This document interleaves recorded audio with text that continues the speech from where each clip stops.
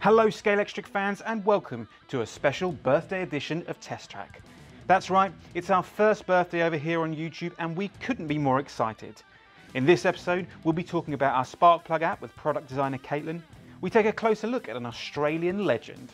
We look back at our recent visit to the Le Mans 24 Hour and we have a very special birthday competition. As always, don't forget to subscribe so you don't miss out. I'm Mike, we're Scalextric and this is Test Track. First up, fresh off of beating me at 50 laps, we had a chance to sit down with Caitlin to talk about her work and the current development of our Sparkplug app. So Sparkplug essentially turns your smartphone or your tablet into a wireless hand controller for your Scalextric set. And you do this by plugging in a dongle and loading up the app on your device.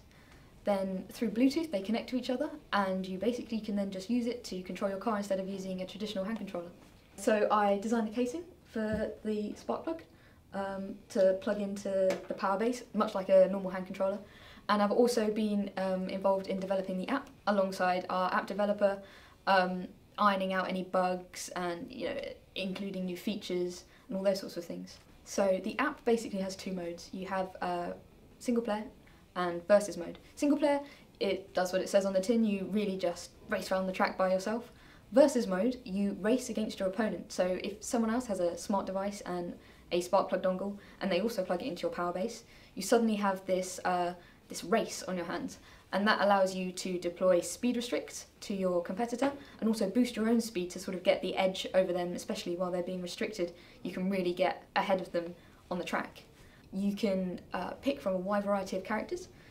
Some are already included in the app and they each have their own name, their own profile picture, different music, but if you want to you can create your own profile and you can take a silly picture of yourself and apply the filters in the app, so they're a lot like Snapchat filters, so you can give yourself hats and silly glasses, beards, whatever you fancy, and you can choose your engine noise, so you can go for like a monster truck sort of sound or a Formula 1 engine, whatever you fancy.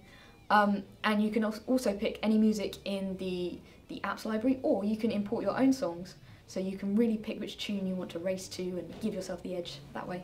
Okay, so this was the very first prototype for Sparkplug, and this is done using like 3D printing, and this was to test that it all fitted and it all worked and all those sorts of things. We had to make sure the circuit would fit, the flashing LED would shine through the Sparkplug logo, and when we were happy with that, we then moved on to injection moulded plastic casings, which will be used for the actual product when it goes to market.